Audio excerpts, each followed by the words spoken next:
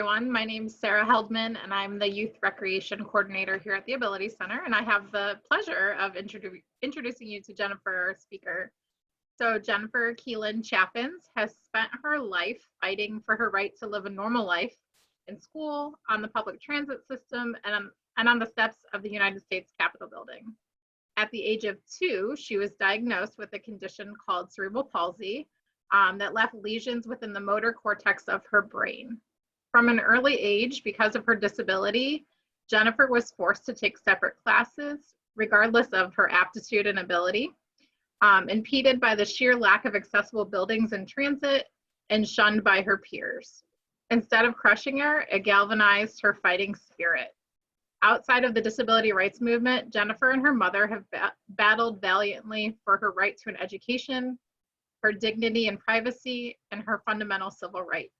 Despite so many setbacks and barriers, Jennifer graduated from the Arizona State University with a Bachelor's of Science in Family and Human Development in 2017 with a GPA of 3.22. So we're so pleased, Jennifer, that you're here with us today. Thank you for inviting me. I'm glad to be here. Absolutely. So if you'd be willing just to share a little bit of your story about the Capitol Crawl and what the ADA means to you. Well, I joined the disability rights movement at age 6, and I participated in my first protest when ADAPT National came to Phoenix to protest the lack of wheelchair accessible buses. And what's really cool is my mom's cousin and friend, Tom Olin and Diane Coleman, actually came to stay at our house, and that's when we were invited to participate in the protest when ADAPT National came to Phoenix. And so that was my first invitation to do a protest. And when I saw all of these adults fighting for their rights and fighting for their rights to be recognized, I thought, I want to do it too. Especially since by the time I was 6 years old, I had already experienced discrimination. When I was in kindergarten, I could see my neighborhood school from my house, but I was unable to attend because there weren't curb cuts, and the school told me that I couldn't attend because I was in a wheelchair. And so when I participated in my first protest, I thought, wow, here's all these adults fighting for their rights, and I want to join it too. And this means that I can fight to go to my neighborhood school, and that I wouldn't have to be separated from my able-bodied sister. Because a lot of times what they would try to do is they would say that Kaylee could go to the neighborhood school, but I would have to go to a different school where the program was for disabled children. And so they were always trying to separate us. And so I wanted to fight for my rights at that point because I realized that I didn't have to be separated from my sister and I could go to the neighborhood school. And so by the time I did the Capitol Crawl, I was what you would call a seasoned activist because I had already participated in protests for 2 years.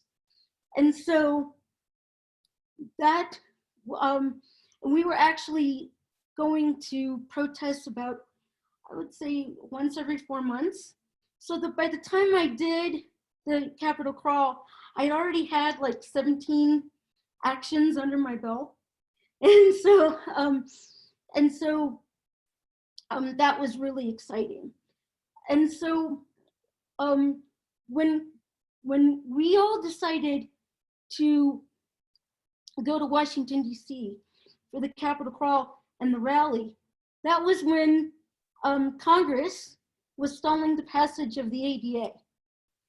And so to show Congress and demand that Congress pass the ADA without delay, all of the disabled rights groups across the country converged in Washington, D.C. to show Congress why it was important to pass the ADA. And so when I decided to do the Capitol crawl, one of the reasons why I decided to do it was because as a child that was involved in this movement, I took my participation very seriously. You know, especially since I was one of the very few children that got to do so. And so one of the reasons why I did the Capitol crawl was because I wanted to make sure that not only my voice was represented, but my generation and future generations of kids with disabilities would be represented as well.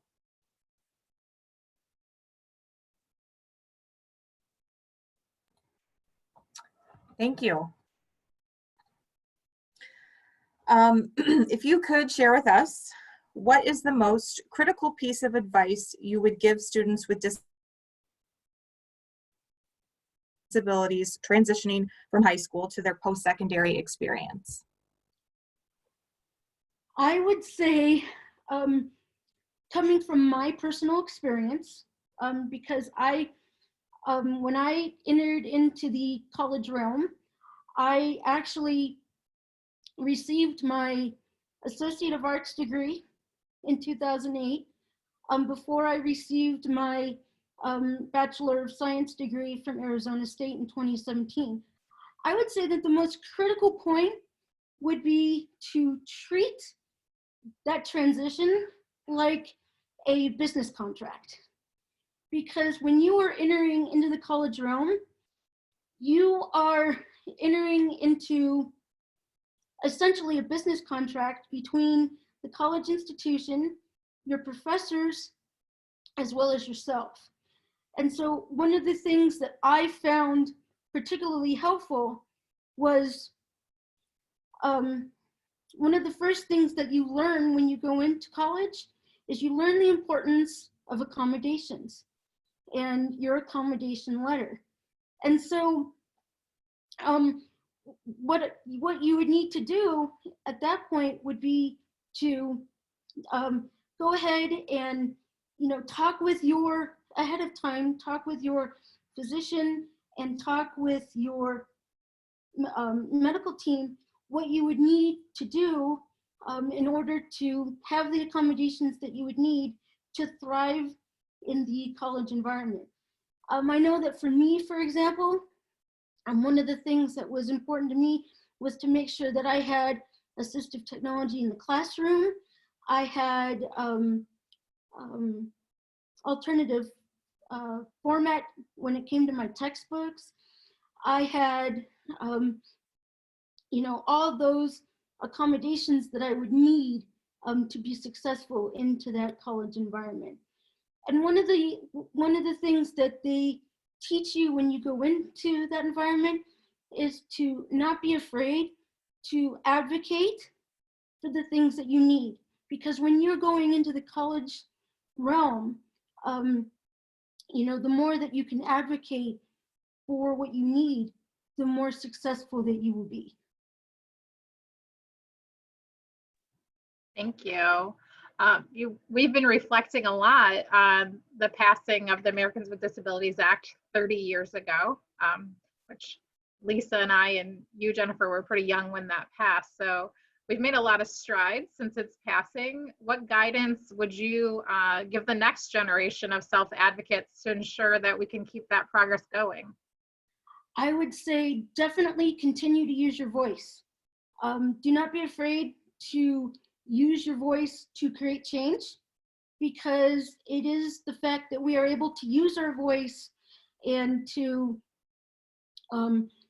advocate for our rights that helps it continue on. And so I would say that the biggest thing that the next generation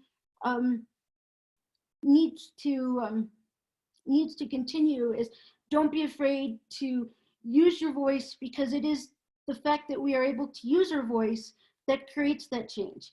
And as long as we continue to do that, we will be able to continue to make progress. Are there any specific things that you're doing now, Jennifer, to continue to share your voice that you want to share with participants? Yeah, I think that the biggest accomplishment that I have done would be the release of my children's book, All the Way to the Top, How One Girl's Fight for Americans with Disabilities Changed Everything. I think that this is important because it's a tool to teach the next generation the importance of the ADA, the disability rights movement, and I think that this opens the door to the conversation to little kids about recognizing discrimination and how we can move from that. Yeah, we certainly appreciate your book. So our delegates for our Youth Leadership Forum, a lot of them are kind of uncertain of where to start with advocacy efforts. What steps would you give them to get started? I would say, pick something that you're passionate about. Pick an issue that you're passionate about. Research that issue so that you are familiar with,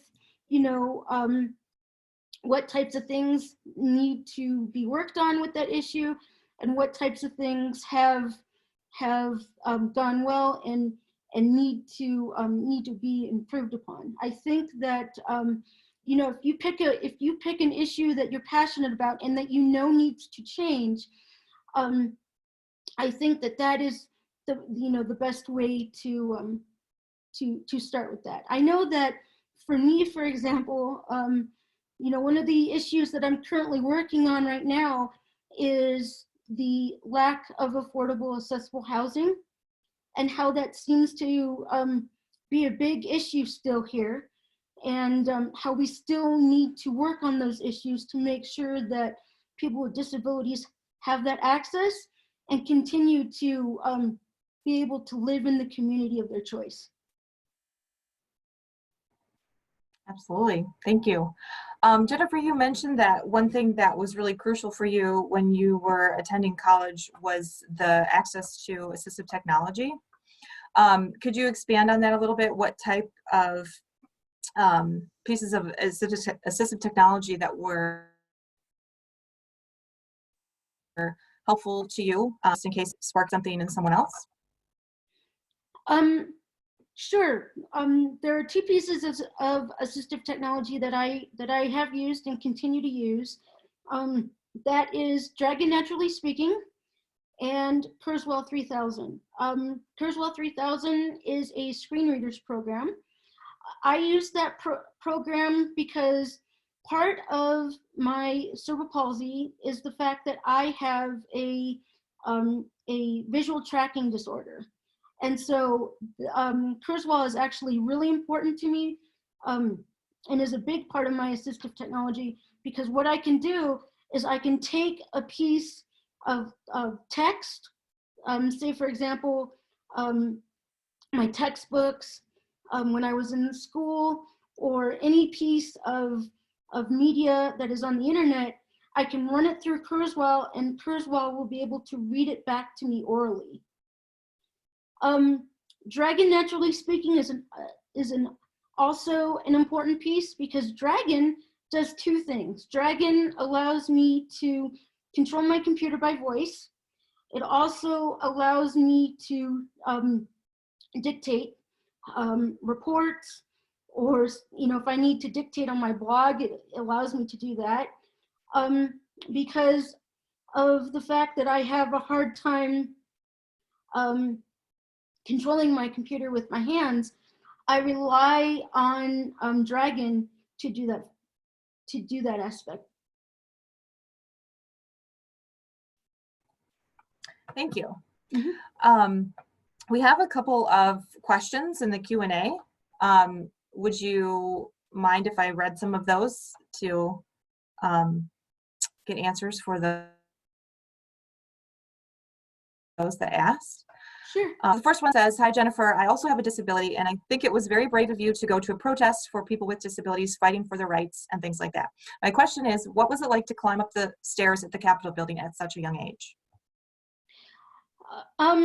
Well, it was very empowering because the further up I got, the more I was determined to go all the way to the top. I will tell you that it was very hot that day. It was one of the hottest days in March. It was like 80 degrees. And so, and I had a able-bodied attendant that was assigned to me that would help me and assist me if I needed anything. But I do remember once the media and everyone figured out that I was doing the climb, I had about 50 cameras on me. I had news media from national and international news, and every time that I would ask for water, I would have about 50 cups of water to grab from my disposal. And so it was, but it was very, very empowering for me, and I was determined to do it. As a matter of fact, I'm famously known for, I'll take all night if I have to.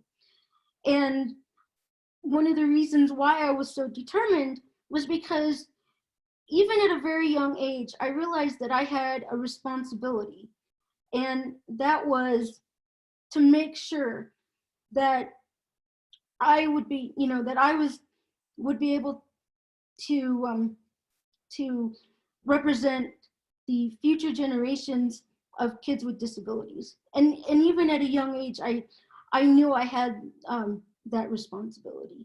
So that was one of the reasons why I was so determined to do it.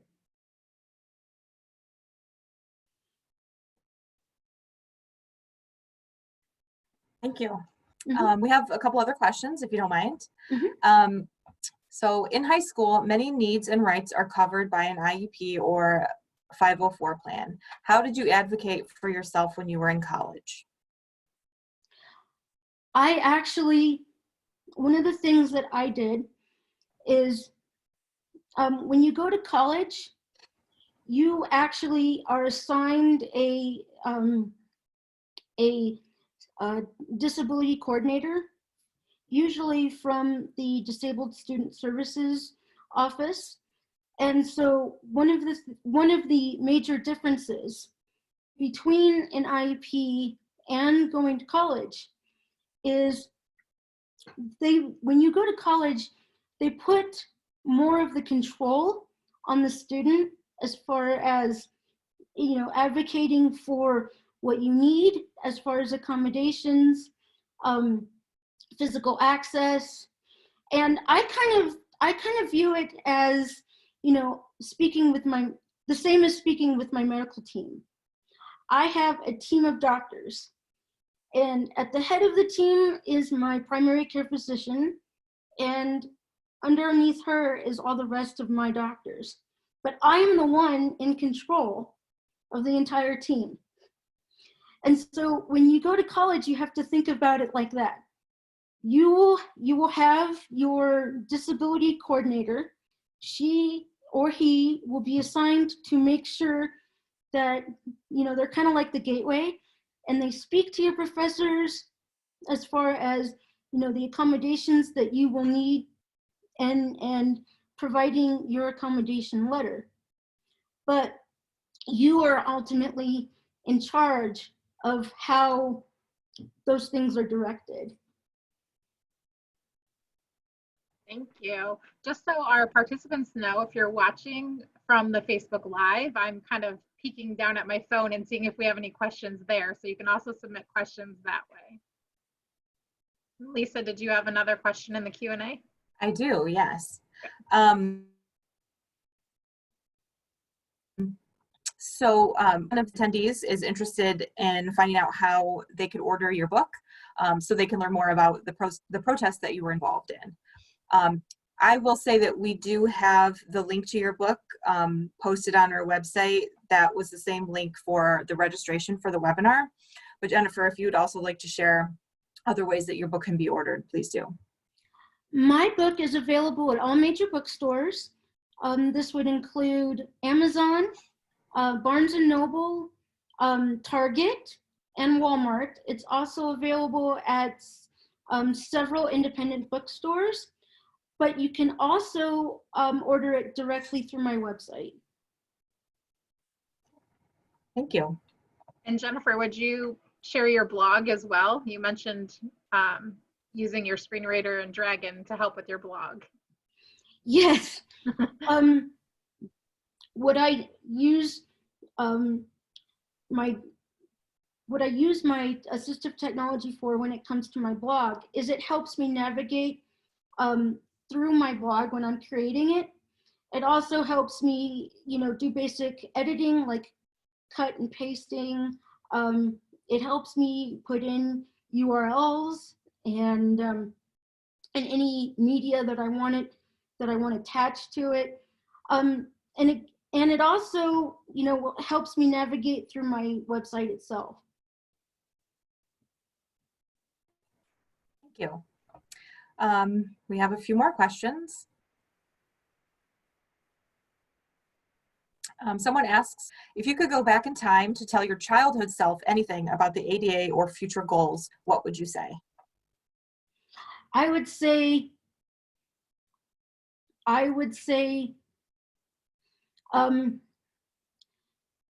keep going,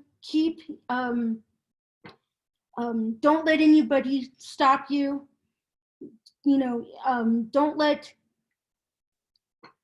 Don't let anybody tell you that you can't do it, because you can. And I have dealt with many obstacles. School for me was tough. It was a journey, but I knew that I could do it. For example, one of the things that I encountered was when I was in high school. My high school refused to give me my high school diploma. They said that the best that they could give me was a certificate of attendance. And I refused to accept that. So what I did was I went around the barrier and I got my GED. When I got my GED, I was actually participating in a Arapahoe Community College GED program. And then at the same time, I was also taking college classes for my Associate of Arts degree. And I will say that when I got my GED, I actually, when I got it, you needed a 145 to pass. A 300 was a perfect score. And this was when I was participating in the program. I got a 278 out of 300. And so at that point, I realized that there were no obstacles, that I was fully capable of achieving my educational goals, despite the fact that that I had barriers and teachers telling me that I couldn't. And so what I would say to young kids who might be struggling with that is, don't let them tell you that you can't, because you can. And if you feel that you are not getting the education that you deserve, then there are other options. You don't have to go the traditional option. There are other options. I got the GED route, I did the GED route, and I have been successful. And so don't let anybody tell you that you can't, because you can.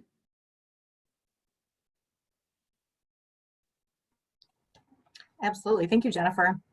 And I hope you let your high school principal or administration know of your GED score. We have a few more questions, if that's okay.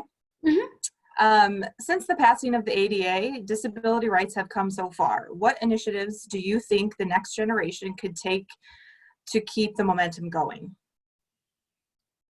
I think that, with the ADA, we have come a long way. There is There is improvement as far as access to education. There's improvement as far as access to employment. There is those improvements, but I think that there are still some things that we have to work on, and part of that is the attitudinal barriers that people with disabilities still face every day. And I think that there is more to the ADA than what is written in the law. The ADA is not just about what is written in the law. There's also that personal empowerment piece that accompanies it. And it's that personal empowerment that I think we have to continue and to be able to pass on. Because I believe that that it is that piece along with what is written that gives the ADA strong enforcement.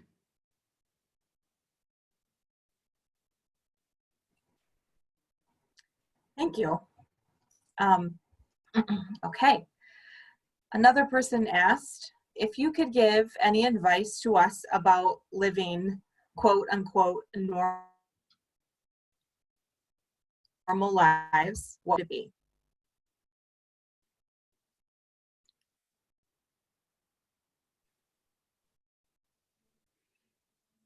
Are you guys still there? Yep. Can you hear us? Yeah, I think we're having a technical issue. Oh, I'm sorry. I can reread the last question if I broke up during that. Sure. Okay. Another attendee asked if you could give any advice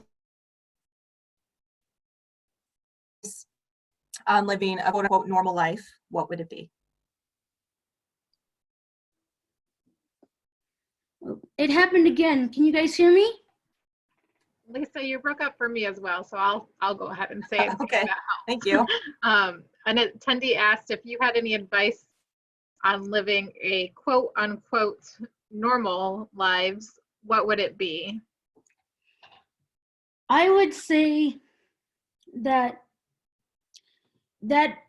brings me back to what Justin Dart, the father of the ADA, always used to say, and that is that disability is part of the human process. So disability is normal.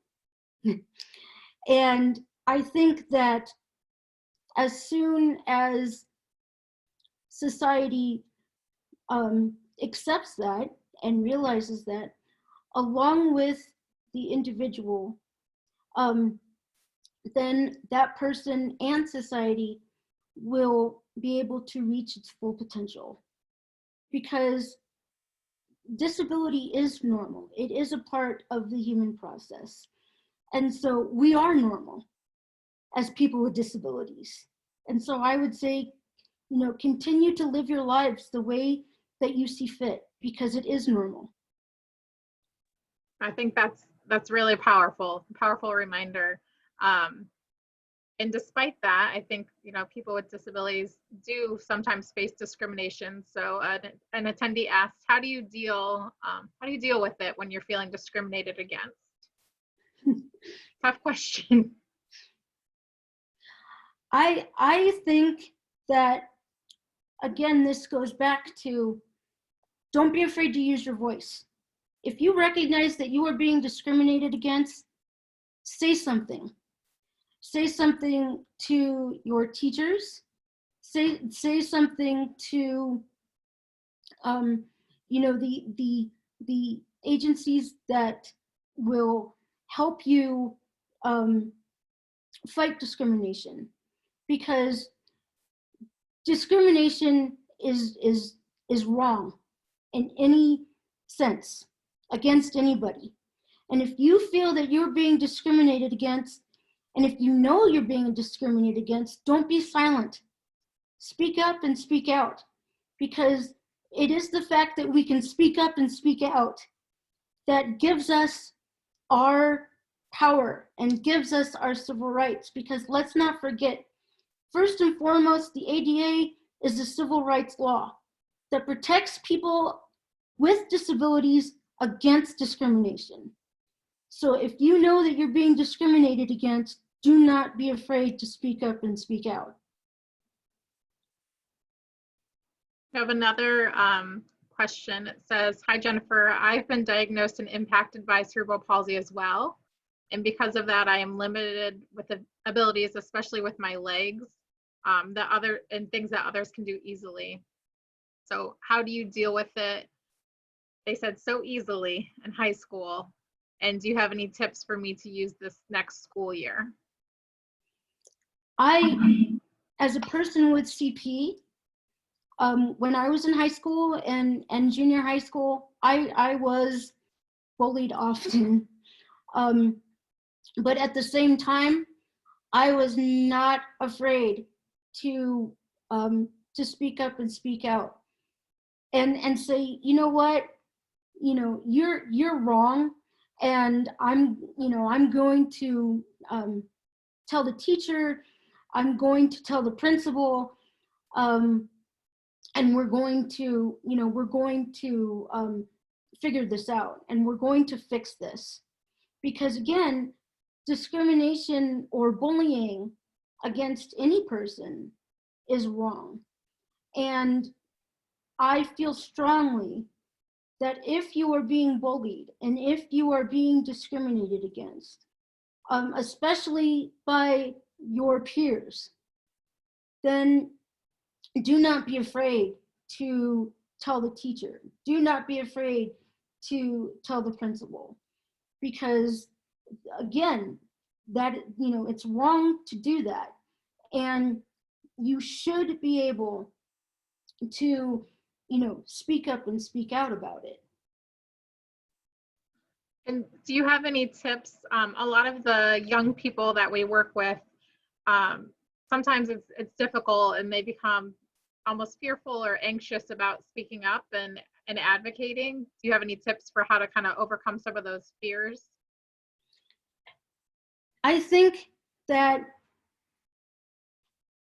if you are afraid to speak out and to advocate, don't be afraid to contact others to get their advice, because a lot of times, there's strength in numbers, and there's strength in being able to share how you're feeling and share your concerns. So don't be afraid to share your concerns and your feelings with others. One of the things that you could do is you could go to, let's say, an agency that specializes in advocating, and you could say, how I'm concerned about this. How would I what would be the best way to deal with it? Because sometimes the best way to deal with that is to, have others go with you when you confront the person or the teacher, or and just to make sure that your voice is heard. Because a lot of times, at least from my personal experience, one of the things that I was concerned with is that my voice would be drowned out. And that is something that, we're all concerned with. And so one of the things that you could do is to have that support to make sure that your voice is heard as well.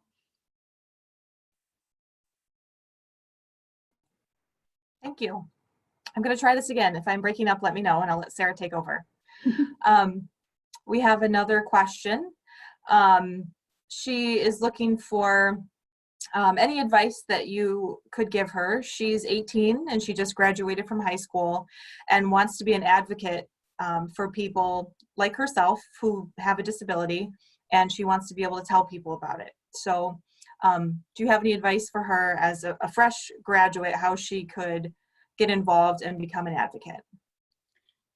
I think that one of the cool things about today is that we have the internet. We have the ability to communicate with all kinds of agencies and nonprofits and advocacy agencies all across the country. I know that for me, one of the places that I like to go to and rely on for advice is DREDF. DREDF is one of the leading agencies in the country when it comes to disability rights and education and families. And I love to go to DREDF to get updates on issues. I know that right now one of the big issues is what COVID-19,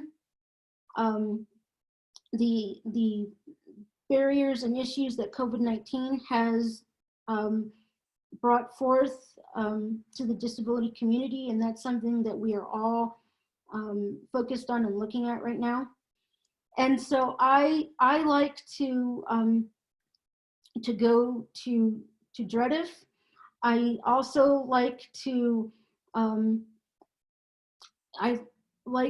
go to let's see, where else would I like to go? I like to go to whoops, are you still there?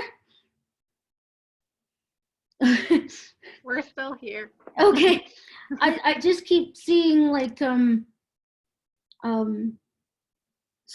lines. Oh no. So The strange virtual world that we've been living in, Jennifer. yeah, I think it must have something to do with our connection. Yeah. Could you share? So, Oh, you said DREDF, and then was there another resource that you wanted to share? I also like to go to Abilities 360, which is one of the ILCs, and they are one of the best ILCs in the country. I like to use them for resource as well. So my advice would be to, start going to the different ILCs and the different resources like DREDF, and just see what kind of resources they have and how it pertains to your particular point of advocacy. And but there's a lot of good resources out there. Thank you. We at the Ability Center, we like Ability 360 quite a bit too. So we've had some trainings with them. So they're a nice partner of ours. If you could talk with the people that discouraged you when you were younger, what would you say to them, or have you had the opportunity to talk to them? And do you feel like they've made some progress or learned some lessons about not setting limitations on people? I do. I think that, that there has been a lot of progress since I was in school, and particularly since I was in high school, but I still believe that we can do better. We can always do better because, those attitudinal barriers, and those things that we still face today, those things are still out there. And that's one of the reasons why we do need to continue to advocate and to educate. You know, one of my my business motto for my new business is educate, advocate, empower. And I believe that those words are important and powerful, because those are the words that let us continue to make progress. And you know, in the last page of my book, it says, slowest of all, minds have to change. And that is true, even today. And that's why we have to continue to advocate, because it's those barriers that we still have to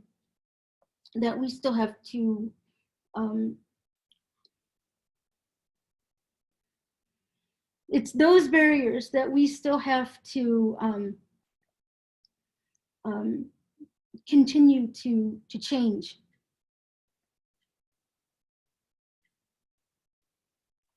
Absolutely, thank you. We have a great question here. So many people, Jennifer, look up to you as an advocate, and we're excited that you are going to be here today and are tuning in because they look up to you. So who were some of the influential disability rights advocates that you look up to when you were younger or even now? You know, when I was little, I met all kinds of leaders and advocacy leaders. And I would have to say that for me, as a young child, I looked up to people like Justin Dart, Diane Coleman, Bob Kafka. You know, those were the people that I looked up to. And then when I was in San Francisco, I met all the leaders from all the different disability rights groups across the country. And that is where I also met Judy Heumann. And so these were my teachers, these were my mentors, these who are the people that I looked up to when you know, when we were all fighting for our rights. And so those were my mentors.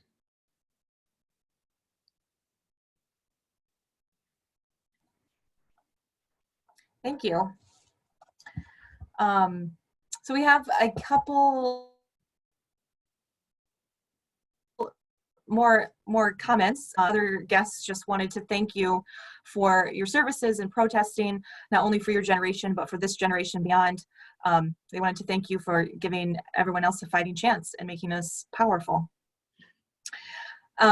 We also had a question about your blog, but if it's easier to email that to me, that came from one of my Youth Leadership Forum delegates, so I'm happy to pass that information along to them. But if you'd like to share with the that would be great as well. So whatever you prefer, whatever's easiest.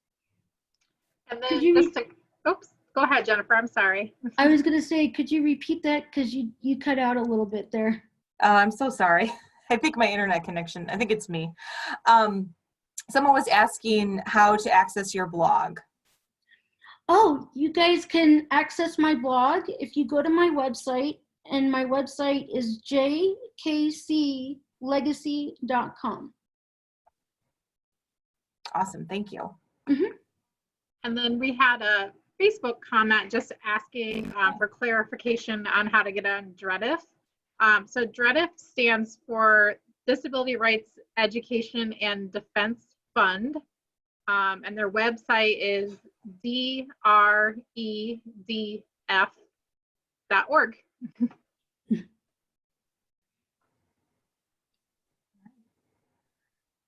Well, thank you so much, Jennifer. Is there anything else that you would like to share about your story or advocacy in general? I think that you know, one of the really cool things about my book is that it whoop, are you guys still there? We are. I think it's just Lisa's connection is Okay. being silly. Poor Lisa. We are here. Okay. I wasn't sure there for a moment. I think that you know, this generation, this new generation of advocates, you guys have all these new resources available to you, and you have the ability to collaborate with everybody involved in disability rights across the country. And I think that more than ever, it is now time to, you know, one of the cool things about the Capitol Crawl and the rally when we were all at DC was that it brought all of the disability rights groups all together in one spot. And we were all unified with one voice, demanding that the ADA be passed into law. And I think it is time once again to come together, for everyone to come together, including the next generation of advocates. And again,